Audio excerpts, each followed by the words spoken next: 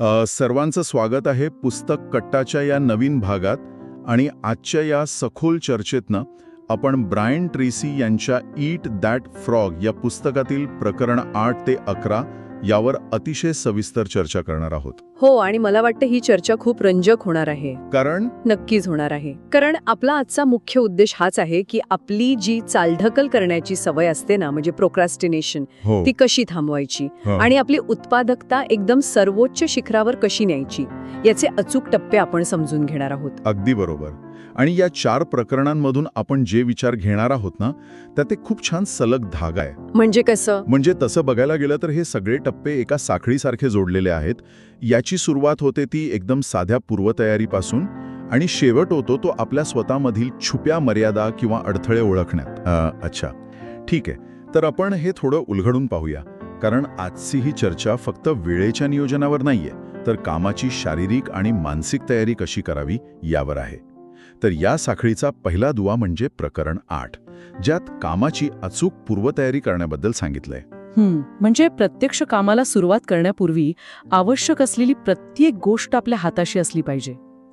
हे वाचताना मला ना एखाद्या मोठ्या जेवणाच्या रेसिपीची आठवण आली. जेवणाची रेसिपी? अरे वा, हा दृष्टिकोन भारी वाटतोय. म्हणजे नक्की काय म्हणायचंय? हे बघा, समजा आपल्याला एखादा मोठा स्वयंपाक करायचा आहे, तर आपण थेट गॅस पेटून धावपळ सुरू करत नाही. नाही, अजिबात नाही. आपण आधी सगळं साहित्य म्हणजे भाज्या चिरून ठेवतो, मसाले एका रांगेत लावतो, सगळी भांडी ओट्यावर व्यवस्थित काढून ठेवतो, जेणेकरून मध्येच उठावं लागू नये. अगदी तेच. एकदा गॅस पेटवला की मीठ शोधण्यासाठी दुसऱ्या खोलीत पळत जावं लागू नये. मग जर स्वयंपाकासाठी आपण एवढी पूर्वतयारी करतो, तर आपल्या महत्वाच्या कामांसाठी आपण असं का करत नाही? हो ना, हे अतिशय अचूक रूपक आहे. आणि यामागे एक खूप मोठा मानसशास्त्र आहे.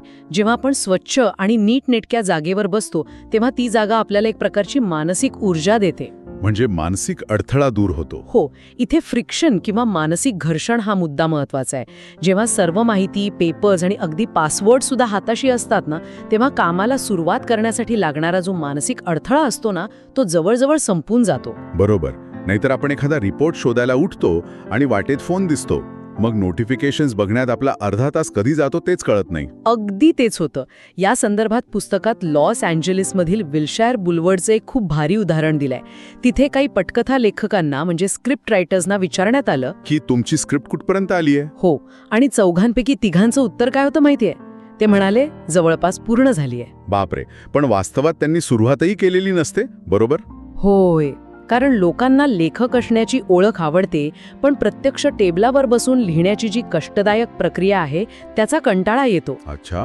म्हणूनच आपली जागा स्वच्छ करून, खुर्चीवर थाट बसून चला आता कामाला लागूया, अशी सकारात्मक देहबोली ठेवणं खूप गरजेचं आहे. म्हणजे आपण टेबल तर स्वच्छ केलं, सर्व साहित्यही गोळा केलं, पण काय? पण जर ते काम करण्याचं कौशल्यच आपल्याकडे नसेल तर? म्हणजे टेबल स्वच्छ करून काय उपयोग जर मला कामच जमत नसेल? इथेच मानसिक तयारीचा मुद्दा येतो ना. अत्यंत महत्वाचा टप्पा आहे. आणि इथेच आपण प्रकरण 9 कडे वळतो. कामात चालढकल करण्याचं सर्वात मोठं कारण म्हणजे आत्मविश्वासाचा अभाव किंवा अपूर्ण ज्ञान. म्हणजे जे काम जमत नाही ते आपण टाळतो. बरोबर. यात सर्वात लक्षवेधी बाब म्हणजे सतत शिकत राहणं हाच यशाचा पाया आहे. ब्रायन ट्रेसी यांनी यात स्वतःचाच एक किस्सा सांगितला आहे. जेव्हा ते त्यांचं पहिलं 300 पानांचं पुस्तक लिहित होते ना, तेव्हा त्यांना टायपिंग येत नव्हतं. खरंच? हो, ते कीबोर्डवर हंट अँड पेक पद्धतीने काम करायचे. हंट अँड पेक म्हणजे ते 2 बोटांनी एक अक्षर शोधून टाईप करायचे? होय. बापरे. 300 पानांचं पुस्तक असं 2 बोटांनी टाईप करणं म्हणजे प्रचंड वैतागवाणं काम असेल. अगदी. म्हणूनच त्यांनी तिथेच थांबण्याचा निर्णय घेतला. त्यांनी आधी टच टायपिंगचा सराव केला. सलग 3 महिने त्यांनी रोज सराव केला आणि मग त्यांचा वेग प्रति मिनिट 40 ते 50 शब्दांवर गेला. अरे वा. म्हणजे त्यांनी आधी स्वतःचं कौशल्य वाढवलं. पण इथे माझा एक प्रश्न आहे. बोला ना. आजच्या या धावपळीच्या जगात रोज वाचन करण्यासाठी किंवा नवीन काही शिकण्यासाठी वेळ कुठून आणायचा? हे ऐकायला खूप छान वाटतं, पण प्रत्यक्षात नोकरी करणाऱ्या माणसाला हे कसं शक्य आहे? हा प्रश्न खूप स्वाभाविक आहे आणि यावर पुस्तकात एक भन्नाट कल्पना दिली आहे. त्याला ते कार युनिव्हर्सिटी म्हणतात. कार युनिव्हर्सिटी म्हणजे गाडी चालवताना शिकायचं? हो ना. एक सामान्य माणूस वर्षाला 500 ते 1000 तास गाडी चालवण्यात किंवा प्रवासात घालवतो. ट्रॅफिकमध्ये तर खूपच वेळ जातो. अगदी. हा वेळ जर ऑडिओ प्रोग्राम्स किंवा पॉडकास्ट ऐकण्यासाठी वापरला तर कोणीही आपल्या क्षेत्रातील सर्वात हुशार व्यक्ती बनू शकतो. अच्छा, म्हणजे प्रवासाचा वेळ वाया न घालवता तो शिक्षणासाठी वापरायचा. भारी आयडिया आहे. हो, आणि यामुळे मानसिक थकवा पण येत नाही, कारण हे अप्रत्यक्ष शिक्षण असतं. बरोबर.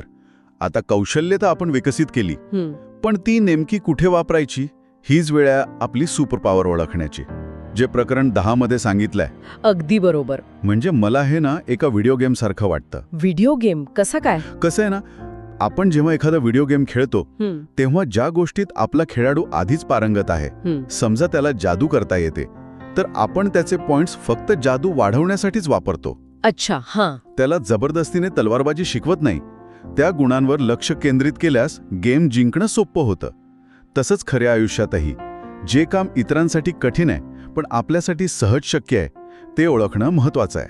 हे रूपक खूपच छान आहे. पुस्तकात याला कमाई करण्याची क्षमता म्हणजेच अर्निंग ॲबिलिटी म्हटलंय. ही आपली सर्वात मोठी संपत्ती असते. म्हणजे पैशांपेक्षाही मोठी? होय, कारण सर्व काही स्वतःच करण्याचा अट्टहास न ठेवता ज्या मोजक्या गोष्टींत आपण सर्वोत्तम आहोत त्यावर ऊर्जा केंद्रित करायला हवी. समजा एका रात्रीत आपली सर्व संपत्ती, नोकरी, घर नष्ट झालं, पण तरीही जर आपली कमाई करण्याची क्षमता सुरक्षित असेल तर आपण सर्व काही परत मिळवू शकतो. हे खूपच प्रेरणादायी आहे. पण आता बघा, आपण जागा तयार केली, कौशल्य मिळवलं, स्वतःची ताकदही ओळखली, तरी अनेकदा प्रगतीचा वेग का मंदावतो? आपण अडकून का पडतो? आणि इथे या चर्चेचा सर्वात महत्वाचा आणि शेवटचा टप्पा येतो. प्रकरण 11, अडथळे ओळखणे. अलेक्झांडर ग्रॅहम बेल यांचा एक विचार आहे की सूर्याची किरणे जोपर्यंत एका बिंदूवर केंद्रित होत नाहीत तोपर्यंत ती जाळू शकत नाहीत. बरोबर. प्रत्येक कामात एक चोक पॉइंट असतो जो यशाचा वेग ठरवतो. पण हा अडथळा नक्की शोधायचा कसा? म्हणजे माझा अनुभव असा आहे की हा अडथळा सहसा बाह्य परिस्थिती असतो. म्हणजे अर्थव्यवस्था खराब आहे किंवा बॉस चुकीचा आहे असं काहीतरी. जर आपण याला व्यापक दृष्टिकोनातून पाहिलं ना तर वास्तव थोडं धक्कादायक आहे. इथे 80-20चा नियम लागू होतो. म्हणजे काय? 80% अडखळे हे अंतर्गत असतात. 80%? बापरे. म्हणजे आपल्या स्वतःच्या आत. होय, स्वतःच्या सवयी, क्षमता, शिस्त आणि फक्त 20% अडथळे बाह्य परिस्थितीमुळे असतात. यशस्वी लोक नेहमी विचारतात की माझ्यात असं काय आहे जे मला मागे खेचत आहे. हे खरंच मान्य करायला कठीण आहे. आपण नेहमी दुसऱ्यांना दोष देतो. अगदी. एका मोठ्या कंपनीचं उदाहरण आहे पुस्तकात. त्यांच्या विक्रीत अचानक घट झाली. मग त्यांनी काय केलं? त्यांनी त्यांच्या सेल्स टीमला प्रशिक्षण देण्यासाठी प्रचंड पैसा खर्च केला. पण नंतर त्यांच्या लक्षात आलं की खरा अडथळा एका अकाउंटंटने केलेली चूक होती. अकाउंटंटची चूक? हो. त्याच्या एका चुकीमुळे उत्पादनांची किंमत बाजाराच्या तुलनेत खूप जास्त ठेवली गेली होती. अरे देवा. म्हणजे प्रॉब्लेम किमतीचा होता आणि ते सेल्स टीमला ओरडत होते. हो ना. किंमत सुधारताच कंपनीला पुन्हा नफा होऊ लागला. म्हणून चुकीचा अडथळा सोडवल्यास फक्त दिशाभूल होऊ शकते. एकंदरीतच आजच्या या चर्चेचा सारांश बघायचा झाला तर हा संपूर्ण प्रवास एकमेकांवर अवलंबून आहे. टेबल स्वच्छ करण्यापासून ते स्वतःची कौशल्ये वाढवण्यापर्यंत आणि स्वतःच्या बलस्थानांचा वापर करून अंतर्गत अडथळे दूर करण्यापर्यंत हे सगळं कसं जोडलेलं आहे हे आता स्पष्ट झालंय. हो, पण जाता जाता मला एक विचार करायला लावणारा मुद्दा मांडायचा आहे. नक्कीच, सांगा ना. जर आपली 80% प्रगती आपल्याच अंतर्गत अडथळ्यांमुळे थांबलेली असेल तर पुढच्या वेळी जेव्हा एखादं महत्वाचं आणि कठीण काम समोर येईल तेव्हा आपलं मन सर्वात पहिले कोणती सबब पुढे करतं याकडे लक्ष द्या. पहिली सबब म्हणजे एक्सक्यूज. हो, कदाचित ती पहिली सबबच आपला सर्वात मोठा अडथळा असू शकेल, ज्याला मुळातून नष्ट करण्याची गरज आहे. क्या बात आहे. हा खरंच खूप खोल विचार आहे.